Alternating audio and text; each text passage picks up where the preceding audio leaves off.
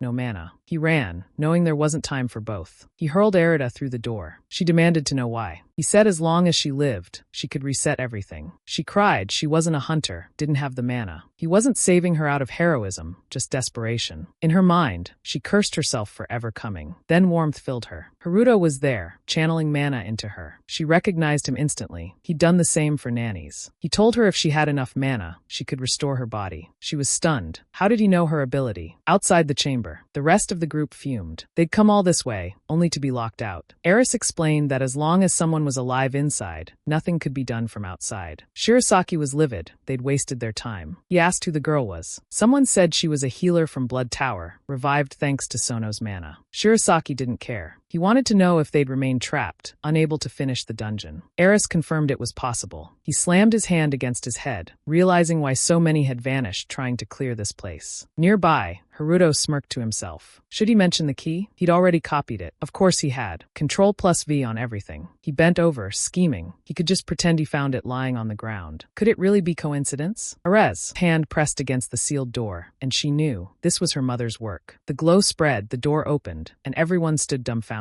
Eris explained the cloak she wore was crafted by her mother, resonating with the seal. Haruto had already suspected she was the key. Then a dark aura enveloped the chamber. Satoru felt the crushing pressure. Nannies shouted for cover. Something inside was draining mana. Erida confirmed it. The giant golem's heart wasn't providing energy, it was absorbing it. She panicked, urging retreat, but golems erupted right in front of Satoru. Nannies, now used to relying on Haruto, asked for the one thing he does best. He spread his arms, spamming Control+C/Control+V windows, flooding the room with mana. Even though the heart absorbed energy, Haruto produced so much it overflowed. Erida was stunned. If he could fill her with mana, maybe she could restore her parents. Fueled by his power, nannies charged, slicing golems apart in one strike. The delinquent mage unleashed thunder, but rocky projectiles rained down. Shirasaki chained lightning, obliterating the dungeon. Erida glanced over. Kurosaki lay broken, missing an arm, sword at his side. She hesitated, but Haruto stepped in coldly, snatched the sword, and cloned it. Finally, he had what he wanted. He suspected Erida's ability was similar to his, one he intended to copy. Testing another theory, he tried to steal Kurosaki's shadow movement. The system rejected him. Target level too high, hostility too strong. Two options remained: kill the target or force absorption at 15% HP. Brutal, but useful. Shirasaki arrived, ordering Erida to heal Kurosaki, just enough to interrogate him. She used Control+Z, restoring him. Haruto thought it was even better than his own resurrection trick. Kurosaki grinned, claiming he knew they'd survive. Nannies warned him, try to run and he'd be cut down. He sneered back, saying they'd only know once they escaped alive. The golem's heart glowed, shifting. Lasers swept the room. Satoru panicked, sprinting. One beam targeted him. Haruto shouted, but too late. Then his little golem minion arrived, containing the blast. Flash forward 30 minutes. Shirasaki, tattooed wand wielder, hurled lightning bolts, disintegrating creatures. His golem feasted on rubble, leveling up. In present, it wrapped around him, evolving into a massive armored beast. Everyone was stunned. He'd advanced his minion so quickly. Shirasaki suspected it was the same ability Tucci used. Attacks rained in, piercing stomachs, nearly striking heads. Eris warned the blasts were concentrated mana. Shields wouldn't hold. Nanny stepped forward, daring. It's easier to block physically. Watch me headbutt. She redirected the attack, proving her point. Haruto realized she was right. The mana density altered trajectories. But they couldn't just defend. The crystal was draining infinite mana from him. He had to strike. He activated shadow and spider abilities, slipping underground unseen. Grant was left confused. Haruto reappeared behind the cube, striking its hand, triggering Keisha resonance. Bad move. He was ricocheted, coughing blood. But he rose cocky, refusing to lose. He slammed another web, this time embedding Keisha's resonance. Crack spread. The heart shattered. System message. You destroyed the golem's heart. Dungeon cleared. Level up windows flooded the screen. Reward. The heart of a giant golem. Infinite mana generation. Absorption up to a limit. Haruto scoffed. It wasn't that useful. Still, he copied it. His Control+C leveled up, now auto-copying any nearby object. Satoru ran up, bragging, hugging. Shirasaki announced the miracle. Haruto had claimed the heart. Nannies told him to stop acting childish. Shirasaki warned they'd talk later. Haruto smirked. If you want to buy it, the price won't be cheap. Nannies told him to save it for the association. They regrouped with Erida and the captured enemy. Haruto handed the sword to Eris. Your mother's treasure has returned. She accepted, relieved. Grant pressed him. Had he used the Blood Tower Master's shadow ability? Shirasaki confirmed he saw the kid covered cover distance impossibly fast. Haruto tries to play it off, claiming his evolved ability just lets him stick to things and pull himself in faster. Nobody's buying it. Nanny steps in, shutting down the interrogation. It's rude to pry into each other's abilities, she says, ordering everyone to move on.